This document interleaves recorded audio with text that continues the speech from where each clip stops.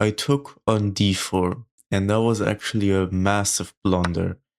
Move my queen, this is gonna be extremely devastating. And then there's takes here. If he takes here, I'm gonna take this with check, and when he moves, I'm able to win the queen.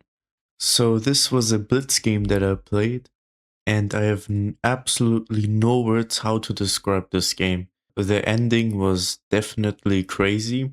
Let's just get right into it. So it started off with a pretty normal opening, I would say. It's just a Sicilian. And then they played c3 to try and take over the center. Usually this is pretty easy to counter. Play d5. But since I played d6 on the second move and they played knight f3 delaying this c3 d4 idea, I'm kind of in a tricky spot because I was going to play knight f6 here, attacking the e4 pawn, which is the other move other than d5 that does well against the Alapin. And we have queen e2 protecting the pawn, and now they're threatening d4. So I played d5, which is actually a good move. Yeah, the best thing here to do is definitely to push, and then even push again, and I might be in a worse spot, but it's actually almost equal, so it's not that bad for me. But they took, and then I took back, and now all of a sudden I have zero problems, zero. If they would have pushed this pawn, I think it would have definitely been very inconvenient for me, but we don't have that, so yeah, the game goes on like this, with the queen in the middle. I take, and then play knight c6, and then they attack my queen. Yeah, I was thinking about queen a5, pinning the knight here, maybe even putting pressure like this, but if I play queen a5, it's just gonna play bishop d2, and then there's some discoveries on my queen, so that was not ideal, of course, so I went all the way back. Bishop e3, bishop g4, developing my piece here, and apparently there is queen b5, which is a really good move. No idea though, it was a blitz game, so nobody cares. And I took on d4, and that was actually a massive blunder. It was a blunder because this is not really a free pawn, especially when my king is in the center still. So yeah, there is bishop check, and how do I actually block? My king is pretty boxed in, so there was only one way to block here, and then rook d1. This is really getting really bad for me, because if I move my queen, this is gonna be extremely devastating. And then there's takes here. Yeah, this is just not a playable position for me, but I took on d1, sacrificing my queen. Oh, I should have given this check instead. Yeah, that would have maybe been a better move. I don't really know though, because check, what about knight blocks? Oh, right, the bishop. And what about queen here? Takes. Oh yeah, and then rook d8 or castles. Okay, so that check would have been better, but I didn't see that move, so I sacked my queen and defended. And now a6, kicking out the bishop. b5, completely now removing this bishop from this diagonal, except if he sacrifices. So if he sacrifices, it would have actually been a good move, surprisingly. Like, not... What about... Yeah, knight takes. It's actually the best move now. Look at that. Maintaining this, trying to add pressure over here. But they didn't sacrifice. Instead, they played knight d5, threatening a checkmate. So of course I had only one move, rook c8, to defend against the mate. And now I play e6. And all of a sudden I'm kicking out this knight.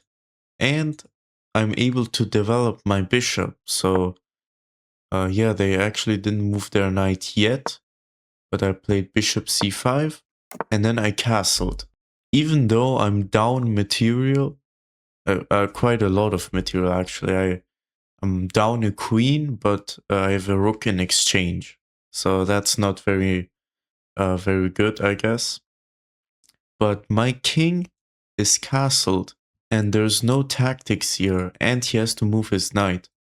So this could still be a tricky game, if you know what I mean. Knight f6 here threatening the queen, and I mean, look at how safe my king is now. I'm still down material, of course, but we can make this work, is what I thought. h6, queen e5. And then I moved my king away to h8 because of the sacrifice. Was going to be I was basically getting ready for impact with him sacrificing this. I think it's a reasonable move. Okay, it says it's inaccurate. Maybe bishop takes. Yep, bishop takes is best. And then taking, oh yeah, there is also this fork. Getting material right away, so this was a very nasty sacrifice, but he went knight h5 instead of sacking here, so of course I traded, and now there's no attack on my king anymore. How is he supposed to attack now? I mean, he has a bishop and a queen and a rook, but they're not even close to attacking my king here, so move my king back to be able to move the rook so that the f-pawn wouldn't hang. And I brought my rook over.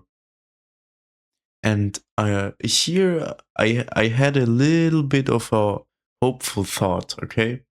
My hope was he was probably going to attack my king in one way or another.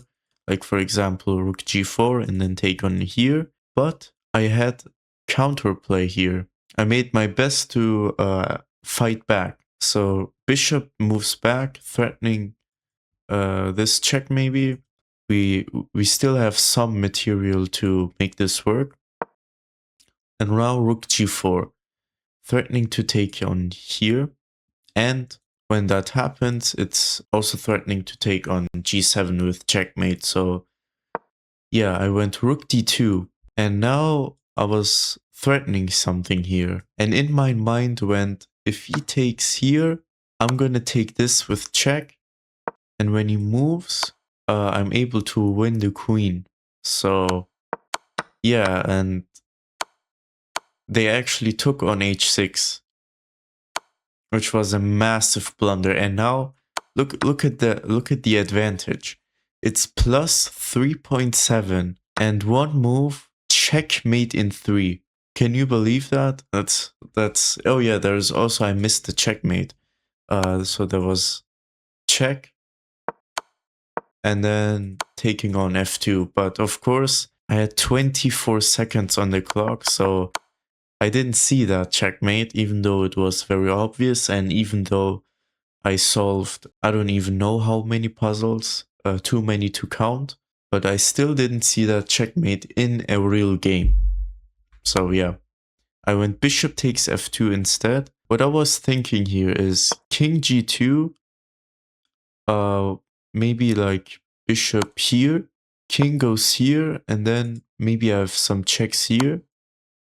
King goes here, and then I wasn't completely sure what will happen, but maybe I thought there was some way to get the rook involved in one way or another. So he went to f1 instead with the king. So no king g2. And that, of course, allowed me to get the second rook in now. Rook c1 check. Beautiful move. Bishop goes here. Yeah, and I also missed that the queen is seeing the rook that is giving a check. So yeah, with 7.8 seconds on the clock, you can't make good moves. and calculate through everything, so I just had to play something. Yeah, rook f1 check, and I saw that f5 is... I was hoping for f5 to be a checkmate, and it was a checkmate. And with that, I went from making blunders like this. I mean, technically it was a tactical blunder, but anyway, I had to give up my queen for the rook because I was in such a bad position that I had to somehow get away with this.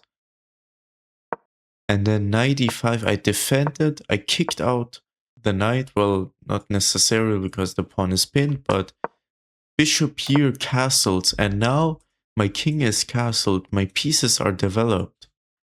Slowly but surely, I fought back somehow, and it was in this position where the tables completely turned.